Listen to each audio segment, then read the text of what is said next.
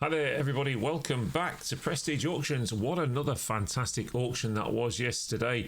This is the auction aftermath. It's Sunday once again. It's early morning. We've just got back to the auction room. We've got a massively busy day ahead of us today.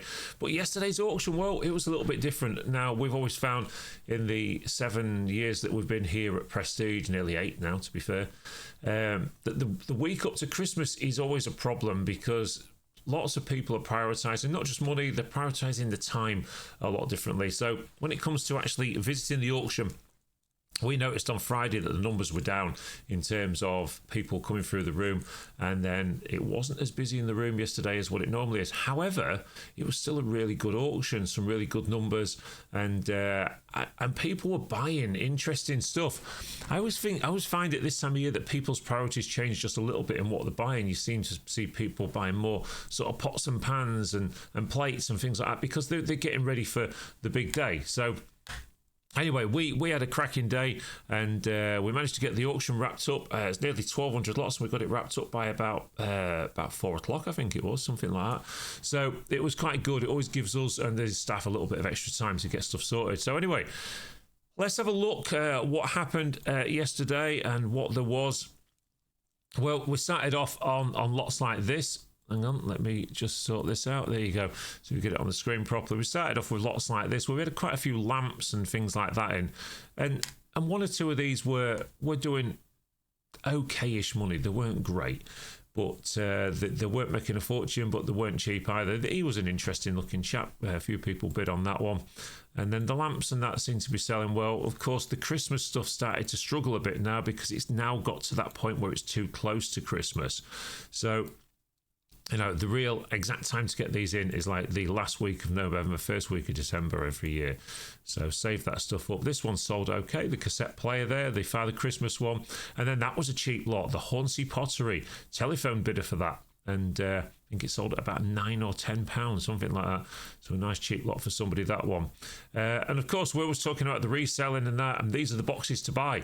These mixed boxes, these are where if you're starting out reselling, these really are the best place to start because these boxes, they give you so much content for your money. And then this way, when you're like Pendelphins and stuff like that, you take them to the boot sale or sell them on Vinted or eBay or whatever you do, you can probably get £1, £2 each for those. And when you consider there might be 30 or 40 in there, if you've only paid a tenner for the box, you're quadrupling your money. It's a good thing. Some people are, I can't be bothered for £1 each or whatever, but if you're quadrupling your money, why wouldn't you want to do that? That box of records, I believe, made about £20, and the binoculars, they sold quite well as well. So we sort of went through all of this stuff. Let me just take that down a second and just have a buzz through and see if we can pick some of the interesting bits out. Some of the bargains and some of the ones that sold really quite well.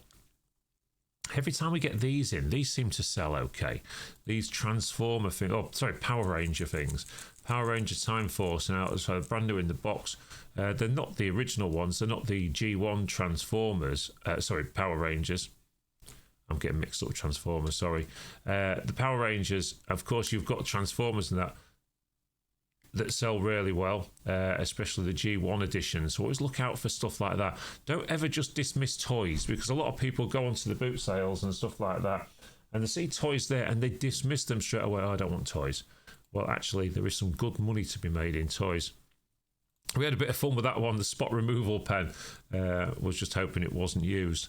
There you go. And so we come down here, the south part bit, sold.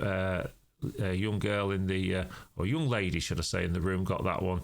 And she was quite happy about that one. So it's something she wanted for herself. As we came down here, the Lego stuff, a bit of a mixed bunch that really. Some of it sold at really good money, and then one or two, I think that one didn't make a huge amount. But once again, Lego, always popular, always a favourite. If you ever see this in the charity shops and boot sales and it's cheap enough, pick it up, buy it, because the chances are you're going to make money on it if you sell it properly. We then got onto these, and then we had all of these amplifiers in and things, and this was along with a large collection of musical instruments this week, and one or two of these made okay money. You find that some of these lower end amplifiers don't make much money anyway, but then this one did quite well. The orange one, I believe that had the box with it, and then you had the Home and Panther there. This is the one that did all the money. I think this was about 160 odd quid, something like that. The Fender Deluxe, good working amplifier, that one, and again, quite cheap, really, all things considered. CDs again, we're doing sort of £16 a box, which has kind of become the norm with those, and you can make money on those boxes.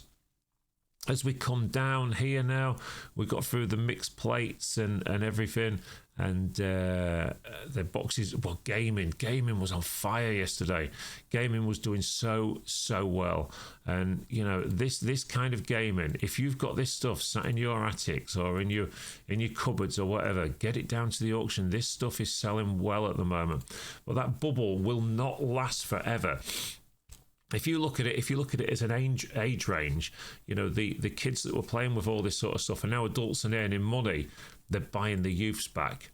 So try and get this stuff sold while it is still hot. It won't stay hot forever.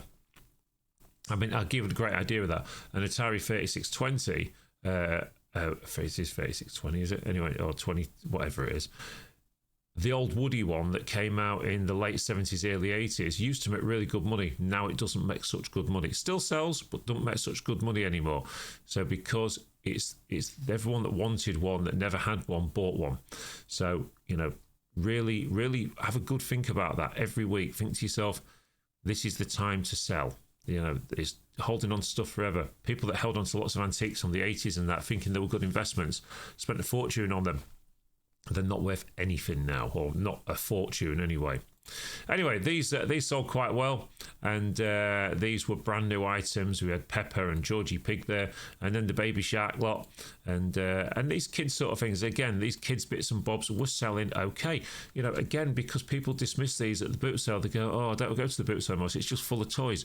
Well, in amongst them toys, there can be good stuff. Go online and look at some of these guys that are doing the boot sale videos. You know, we've had one or two of them in here, nice lads as well. And you look at them and see what they're buying. They're finding the stuff within the boot sales and selling it on and making good money. We then got onto the perfumes. Now, I thought in my mind these were cheap. There was Kylie Minogue, there was Jasper Conran, Ted Baker, Pleased to Be, Born to Shine, and these were making anywhere sort of between £4 and £12 each, something like that. So again, cheap money. Can't believe more people want in here buying them as Christmas presents, because you know they're cheap presents for people, where people would open them up, aunties, nanas, mums, whatever, and look at them and go, "Oh, that's a nice gift, thank you very much." And you know, and you've only paid a few pounds for it. Cigars, you know, that the £22 a box, that one I think, for the Swisher. Those guitars, there were King Edward ones, and there was some more there as well that sold. I think they did 20. And then we came on to the cabinets. Cabinets had lots of mixed, interesting stuff, lots of costume jewellery and stuff. We then went to the middle of the room to do all the smalls. And again, you know, just sort of average prices on those. Books, again, books were doing okay, maybe a little bit cheaper this week, just a touch cheaper. But look at how many Harry Potter books you get in there. You know, for a tenner or £8 or whatever they were selling for. And then all of these, again, if you're looking for content, these books, I think these were did 20 odd quid each, and we had much bigger bids on the book for those, but no one else, only a couple of people fancied them. So Guinness Books of Records, they did okay. Annuals, and these are my big surprise at the moment. For years and years and years, you couldn't give these away. These Haynes manuals, you know, you could do a box like that and put it in an auction and nobody would buy it. And all of a sudden, since more people are getting into classic cars and all the rest of it, these are doing £30 and £40 a box, week in, week out at the auction now. So again, if you can often pick these up in charity shops, boot sales and that at 10 and 20p each, get them bought, put them into a box, save them up so you've got enough, put them in the auction or sell them online, up to you. But ultimately, there's a way to make money there. As we come down here, there was more and more books, and then we got onto the Penguin books, more Harry Potter. These were in particularly good condition as well. I think somebody got a bit of a bargain with those. And then once again, Ladybird books were selling well, always do. And apart from that 1 week, we had an anomaly where a box made a £5. Anyway, so we come down here. All the bags of toys, once again, all these bags of toys sold once again. And again, people are finding the content in those to be able to sell on. Keyboards, we went on to the musical instruments at this point. And at this point that we went on to the musical instruments, I thought the keyboards were disappointing. But keyboards are not the easiest thing to sell unless they're a particularly good brand sought after one. And sort of your basic Yamahas and Casios and stuff like that have been available for years, you can pick them up for next to nothing. Guitars did okay. Again, mixed bunch, but there was a mixed bunch of guitars on there, from really, really low-end cheap guitars that you just buy for your kids to play with, in some of the little pink ones and some of the bigger ones, to some really nice pieces. And of course, quality shines through all the time. So one or two of these nicer guitars that I'm showing you now made some better money because they were better guitars, simple as. You can't make something worth what it's not. And occasionally you'll get something that flies because people just fancy it. But generally speaking, if it's not good quality in the first place, it's never going to be worth much money. So we come through here, we've done all the guitars, and then we got onto the cabinets. Well, the cabinets were quite a good lot this week. So this vintage, maybe much older, silver picture frame, I think that did about £50, and that one did as well. And we got onto sort of various coins and things that was in there, and I have noticed that with the sort of the £2.50, they're not selling as well as they did. I thought that ring was gold yesterday, and it was actually silver. And then down here, we got onto some of the jewellery. I'll just sort of flick through to the jewellery. Now, some of this vintage jewellery was doing quite well. And again, not necessarily got to be high carat gold or even silver. Sometimes some of these vintage pieces are selling for really good money because a lot of people are after these boxes that you see here. These boxes can be worth a few quid now. And look at that one there. Grimsby Road, Cleethorpes, Lister and Son, old jewellers from back in the day. There was some fobs as well. And then as you go through there, that silver compact was a shame that enamelled silver compact had some damage on the bottom, because that would have gone a lot more. The silver salt and pepper pots, they sold okay, and the clock as well, 50p's. Then we got onto the jewellery, silver charm bracelets. As always, these older vintage silver charm bracelets do so much better than sort of the modern stuff because they've got a lot more weight in them, and they're quite nice. This one didn't sell. That one there, did it sell? I can't remember. Actually, might have sold. That one sold. The diamond bracelet, that's a nice piece as well, about 250 quid. Again, cheap money for what it was. If you was looking for jewellery on the high street, it cost you a fortune. And there was a few bits that didn't sell in the cabinet, but generally speaking, a lot of these, that diamond ring, white gold there, and the signet ring, a lot of these bits sold. 18 karat gold ring there, and there was some 14 karat. So, generally speaking, a lot of this stuff made fair money, but cheap if you was going to buy something. And if you was treating yourself for Christmas or buying something for a loved one, then it was cheap. We then got onto, there was more and more jewellery in the cabinet and silver and bits and bobs, and a lot of that sold at various prices. Gold was selling probably a touch above scrap, which is where it should be really in an auction. But we came down here, we then got onto all sort of the mixed boxes and things as we went around the room. The tigers, these again kids toys, these rocking toys and stuff like that. But look at the condition is really good. So these sold okay because people like nice clean items. The big tiger, he made a few quid as well. James Bond collection, that made £3, cheap lot, that one. And as we come down here, the science sets and things, they was making sort of 14, 15 quid. But again, condition is everything. They were in really, really good condition. As we came around here, I think Lisa had taken over by this point. And so I missed some of this, I'm afraid, because I was probably filling my fat face. And we came down here, and then there was all of this Captain Monte and various bits and bobs there. Nice mirror. That was quite a nice mirror, that one. Not quite sure what that one made, though. So we got into the back room, and again, the back room, Lisa gets on and cracks on and sells all this stuff. How fast she is when she gets going. So lots of good stuff, all sold, or most of it sold. As we come down here, we got onto DVDs and videos, which we did top up in the back room this last week. There's lots of those for sale. And then let's go back to where I know what we're on about. So we've got then selling in the back room again, stuff like this that a few weeks before Christmas would have made 20-30 quid, was making like £8 and £9, because again, you've missed the opportunity. That opportunity window is not there for long, although really good pieces do still sell well, so don't get completely put off by what I'm saying there. As you came around here, there was some cheap and expensive bits in the back room. It wasn't an amazing back room this week. There was bits of all sorts in there. But when you come down here, there was the wheels and things, they all sold. And then we got onto the front table, and the stamps and the ephemera was selling well this week. So we started on the front table with some gaming. And when you looked at this, you had these magic cards, whatever they're called, Magic the Gathering, is it? They sold for some money. But again, I don't really understand this stuff, so I don't understand what's good and what's bad. We just rely on the customers to bid it up. A box of ephemera there, and another box there. And then these stamp albums, they did various money, sort of ranging from sort of 8 and 10 quids to 30s and 30 quids and stuff. So, you know, people know what they're looking for when it comes to the stamps. So we flick through those, and then we come up here. We started on this gaming. Well, the gaming one, the front table, was absolutely sensational, I thought. What about those? The Book of COD. There you go. Who'd have thought anyone would ever write books or magazines on COD? Anyway, they sold quite well. I think about 18 quid, I think, something like that. The old Grimsby Town cards there from the Evening Telegraph years ago.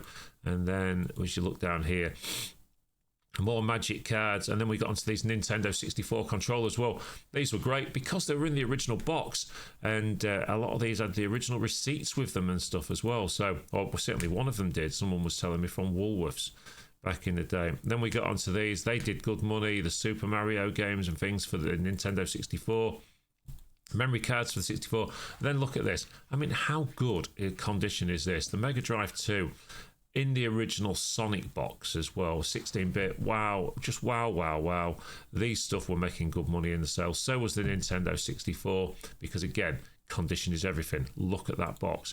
It's nearly pristine. This one did, I think this did 60 odd quid. The Mega Drive 2.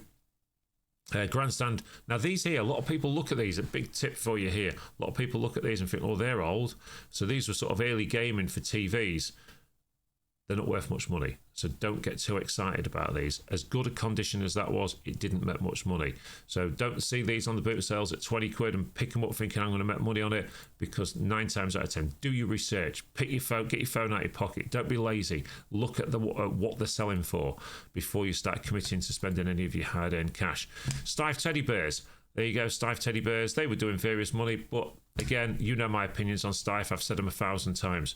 I think Steiff have absolutely flooded the market these days. They went from, in my mind, a luxury brand to still a very good quality brand, but everywhere you seem to go, every garden centre selling Steiff and stuff. So there's a lot more out there these days, so they're not making the money they used to. Don't be blinded by the name on this one, because ultimately you can overpay if you're not careful. We then had the Furbies. One or two of them were the older ones, so they did more money than some of the ones at the front. And then that did a few quid, that reel to reel. That must have been quite a good one. And then we had the 1920 style clock. And then a pigeon clock, that didn't make much again. Now, we had to withdraw this because there was some question marks over its authenticity, but that's being checked. So again, if we get to find out anything, you know, that we are not 100% sure on, I mean, people have opinions, but when it's something that's going to be a super high value item, we've got to be, you know, we're not that company that just wants to, you know, just say, oh well, it's sold as seen. We'll do our best always. But we do have to sit behind the, you know, it is buyer be aware. But if somebody actually flags something with a phone like that could potentially sell for £300 and £400, you've got to look at it first. Anyway, it may be back in next week. Little piano there, a little kids one, and then the nativity scene, that was cheap as well. Some of these older games were not much money either. So we then got onto the the appliances and white goods, which were making a few quid this week, about 9,500 quid for that one. There was also a little bit of a fight on for this cooker as well. A few people were after that. So again, you know, we say to people week in, week out, you know, this is the best place to come and shop, because ultimately you're going to save yourself money. And with all the stuff that they're threatening us with for next year, price increases and all the rest of it, then why would you shop anywhere else? That table did a few bob. This kind of Astro style table, very mid-century look coffee table. I think that did about £110, somewhere around there. And as you came down here, there wasn't a whole lot of furniture in. I must admit, I had a little bit on that. I quite fancied that for the grandkids, but it went a bit high for what I wanted to pay to just stick it away for the winter. So again, seasonal buying costs you more. I should learn that. I should know it more than anything. And then, of course, the elf. The elf sold as well. One or two people might recognise that one. Anyway, and when you come down here, we had a bit of fun about the chair there that we always call the Emmanuel chair when these come into the auction. And only a certain few people will understand what that means. As we come down here, we had the church-style chairs, even though they're not church, they just looked a bit churchy. And then this, the Chesterfield there, made 300 and something pounds, that one, again, but it was in such good condition. Really nice piece, that one. So again, somebody's got a bit of a bargain with that one. Gaming chair made a few quid as well. I think it's 40-50 quid for that one. Sort of computer style gaming chair, but a few people were after that one. And then as you come down here, we got to the end of the auction, which was cheap. Bits and bobs like this that, you know, we're only making sort of £10 and £20. And if you was looking for some nice furniture, then this was the stuff you needed to buy. Well, there you go, everybody. What another fantastic week. What can I tell you about this coming week? Well, it's the Christmas auction coming up. And we do a Christmas auction every year, and we give away stuff and sweets and gifts and stuff like that. So get the Christmas jumpers on. Get yourself down to Prestige Auctions this week. I can tell you, it is a huge auction. Every bit of our backup is already full. We can't wait for this one. It's going to be an exciting one. And don't forget, we're not closing for Christmas this year. We're going right through. So your Fridays and Saturday viewings and auctions will be exactly the same all the way through. Until next week. Until tomorrow, actually. There'll be another video out tomorrow, of course. We film the podcast tomorrow, and it's Sneak Peek tomorrow. And you don't want to miss this one. It's a cracking one. Thanks ever so much. Don't forget to hit that subscribe button, and hopefully we'll see you all again very soon at the auction.